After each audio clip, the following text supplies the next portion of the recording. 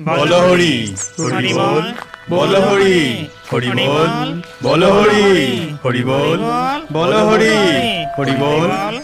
ए नपला, पटला, बिरू, जल्दी इस लाश का काम निपटा ले, फिर हम चाय पीने चलेंगे।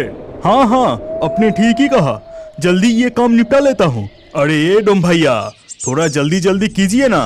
बाप रे बाप, तुम लोग अंतिम संस्कार करने आए या रेस लगाने आए हो? 3-4 गांवों का ये एक ही शमशान है। सुबह से लेकर कितने लाश आते हैं तुम्हें पता है? नहीं नहीं, इतने जल्दी तो नहीं हो पाएगा भैया, थोड़ा सब्र रखो। इसके बाद निपला, पोटला, बीरू और काली बिल्कुल चुप हो जाते हैं और सीधू डोम के साथ मिलकर धीरे धीरे सब जलाने की तैयारी करने लगते हैं। सारे इंतजाम के बाद वो लोग शमशान के पास ही एक चाय की दुकान पर बैठ के चाय पीने लगते हैं। उनके साथ शमशान पर एक और लड़का गया था, वो है ललुआ। चाय वाले भैया, हमें 5 कप चाय और सभी को बिस्कुट दे दीजिए। कितनी दूर से आए हैं, बहुत भूख लगी है। अरे बैठो बैठो, अभी देता हूँ। ये है निताई चाय वाला की दुकान, सब कुछ ताजा मिलेगा, ताजा दूध से बनी ताजी चाय। इसके बाद सब लोग चाय और बिस्किट खाने लगते हैं, लेकिन अचानक से एक जोरदार आवाज होती है।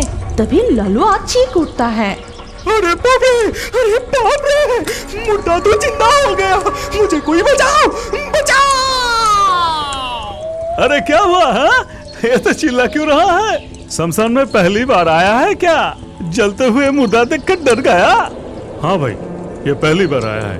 अरे डर मत। जब चिता में लाश जलता है तो मांसपेशियों में खिंचाव होता है, तो इस वजह से लाश कभी कभी चिता के ऊपर बैठ जाते हैं, तब मुर्दे को बांस से पीटकर लिटाना पड़ता है। चाय पीने के बाद वो लोग चाय के पैसा दे देते हैं। फिर सब जलाने का काम पूरा हो जाने पर वो लोग अपने अपने घर लौट जाते हैं। फिर शाम को दूध वाला लक्ष्मण साइकिल से दूध लेकर शमशान के पास निताई की चाय की दुकान पर आता है।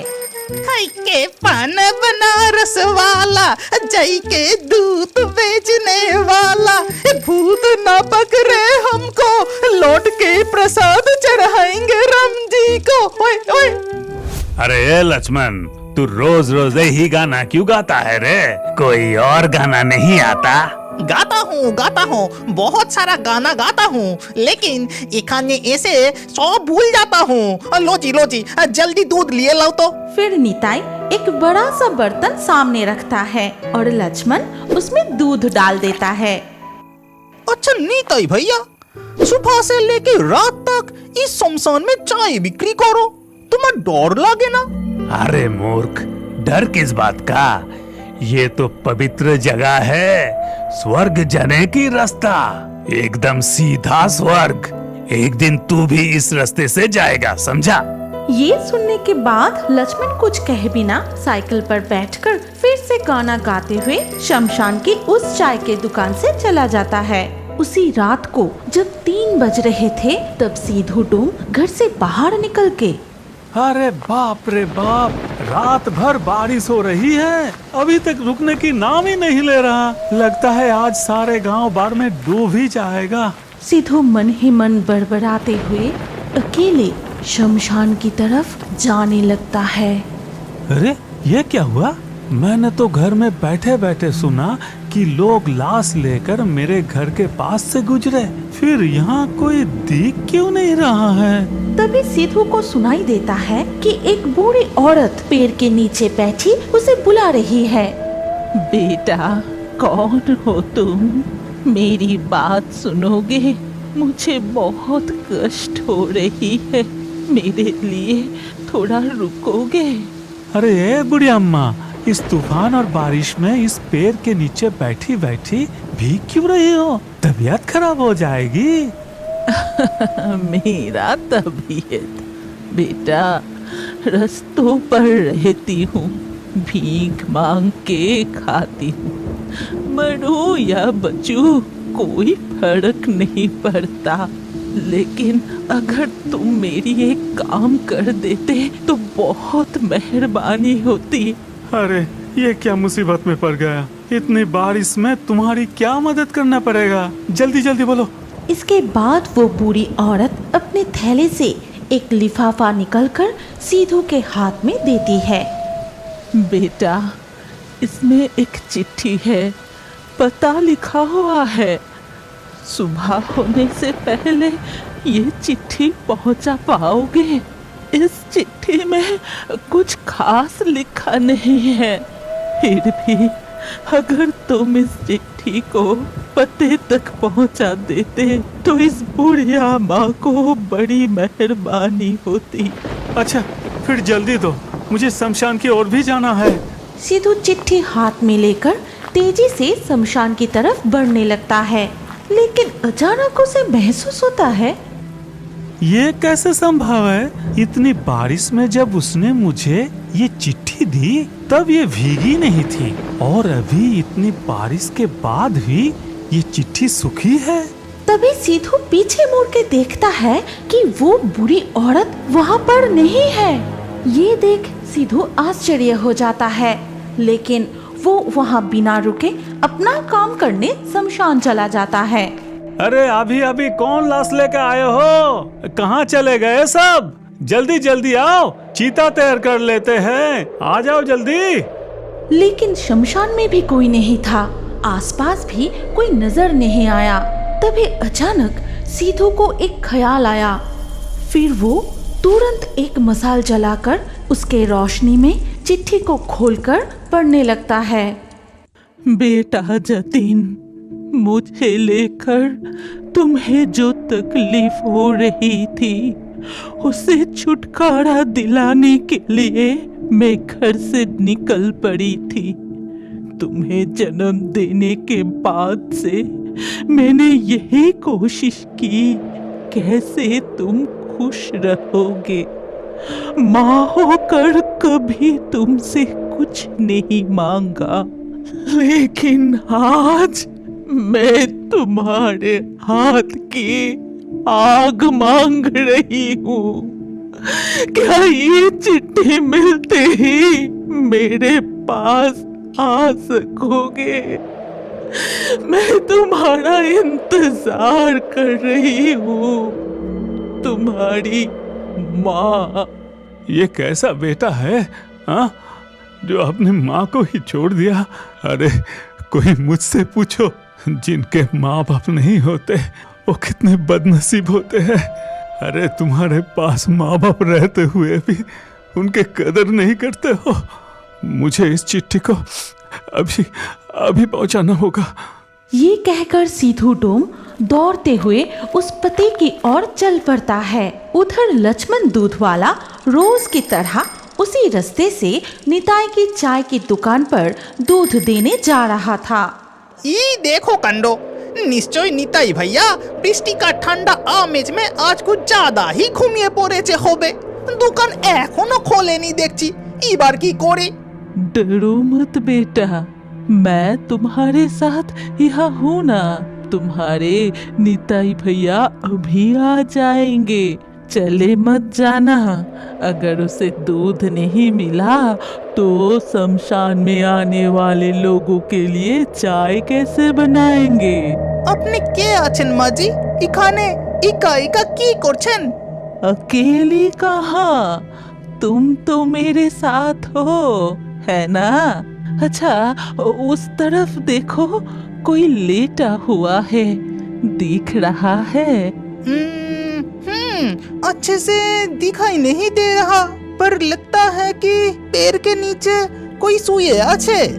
हाँ बेटा, वो 5 दिन से कुछ भी नहीं खाया।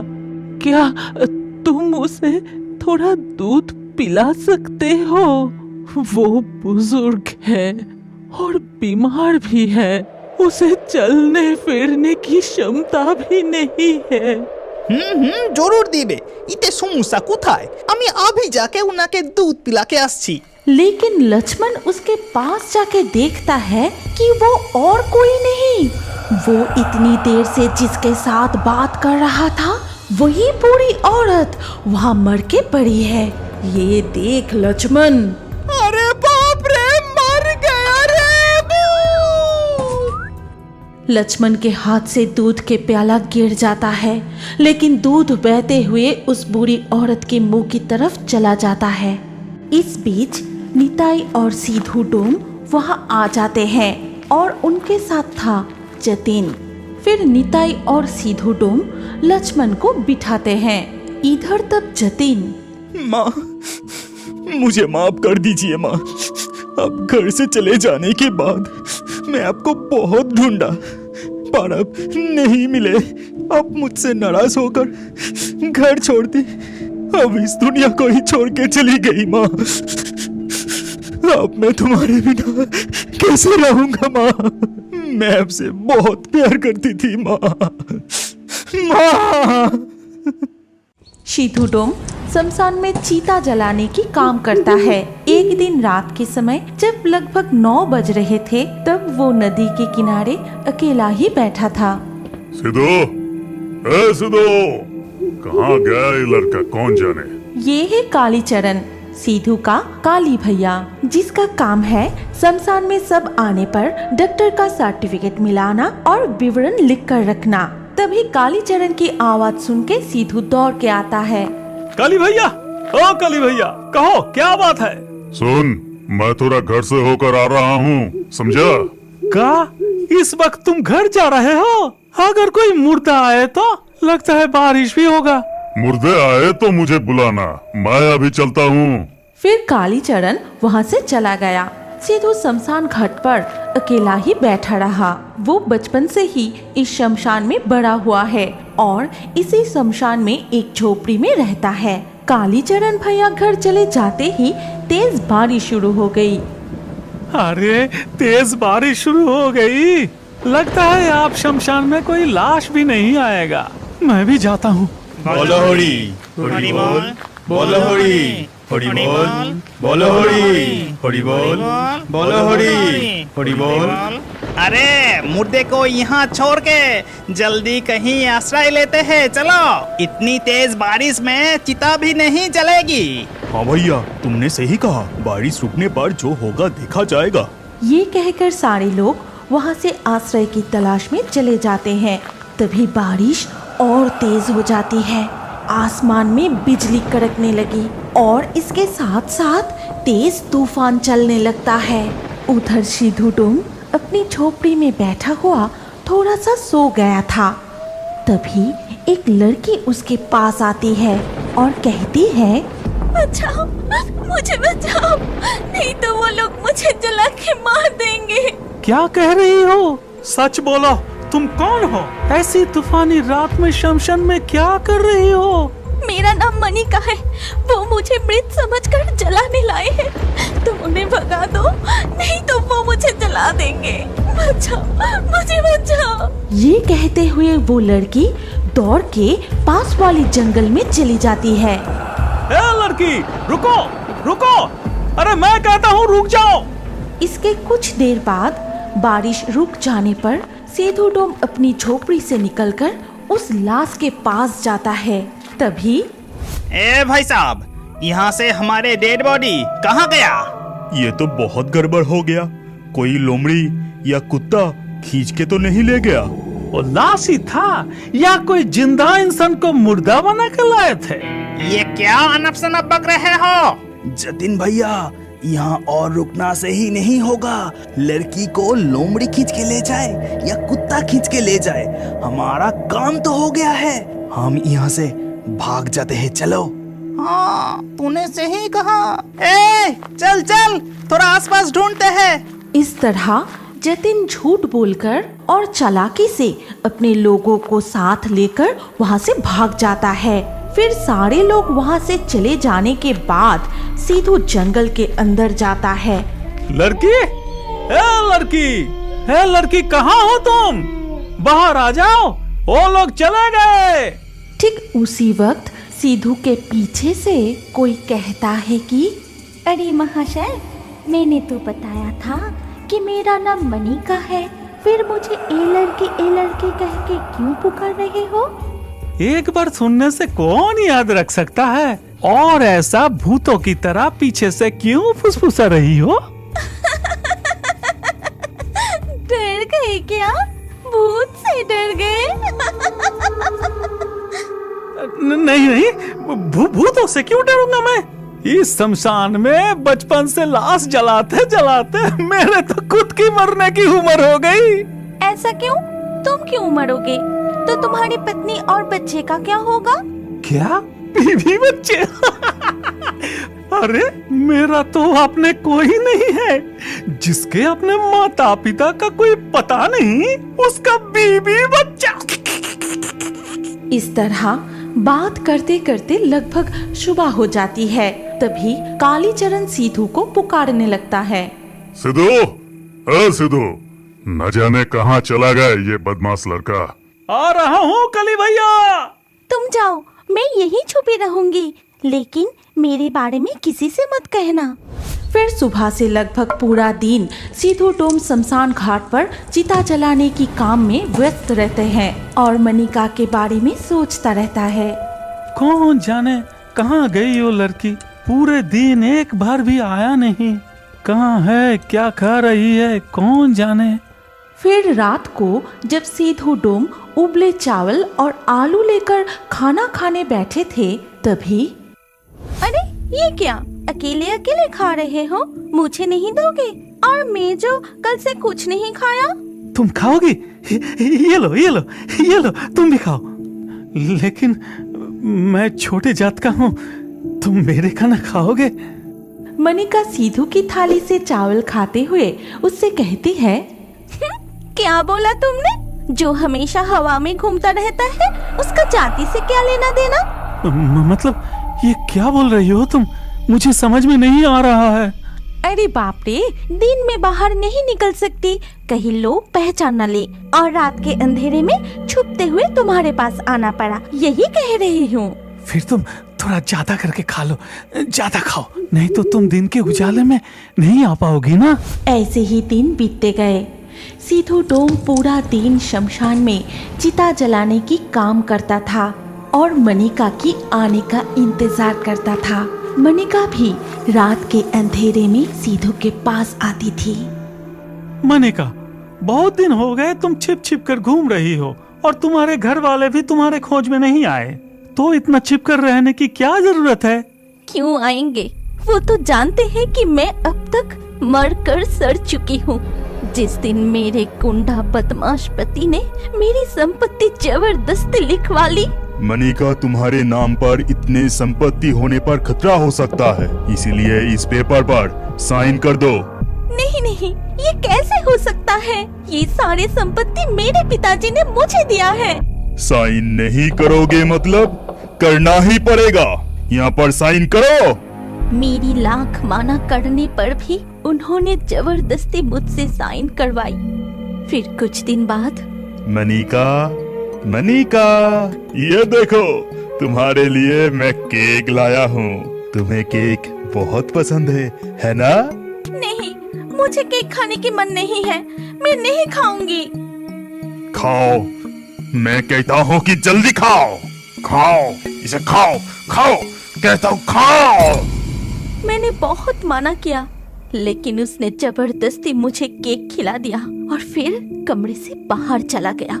उसके बाद मुझे बहुत उल्टी होने लगी और मैं वहीं बेहोश होके गिर पड़ी। वो सोचने लगे कि मैं मर गई हूँ, इसीलिए लोगों को बुलाकर मुझे जलाने के लिए शमशान लाए थे। लेकिन बारिश में मेरी होश आते ही मैं खटिया से उठकर भाग आई। और उसी डर में तुम छिप छिप कर इधर उधर घूम रही हो। पूरे दिन तो खाना भी नहीं खाती होगी और रात को थोड़ा सा ही खाती हो, शायद भूखा ही रह जाती हो। चुप बैठो, आज मैं अपने हाथों से तुम्हें खाना खिलाऊंगा। नहीं नहीं, मुझे खिलाने की कोई जरूरत नहीं, मैं खुद ही खा लूंगी। अरे डरो मत, डरो मत, मैं तुम्हें कोई नुकसान नहीं पहुंचाऊंगा। इतना कहकर सीधू डोम अपने हाथ से मनिका को खाना खिलाने जाता है। तभी उसने देखा, ये क्या, तुम्हारी शरीर कहाँ है? मैं तुम्हें क्यों छू नहीं पा रहा हूँ? कौन हो तुम? बोलो, क्या तुम? ये तुमने क्या किया? तुमने मेरे साथ जान गए। अब मेरी आत्मा यहाँ और नहीं रह पाएगी। तुमने भी जबरदस्ती मेरी अच्छी जिंदगी मुझसे छीन ली। ये कहते ही मनिका हवा में अदृश्य हो जाती है।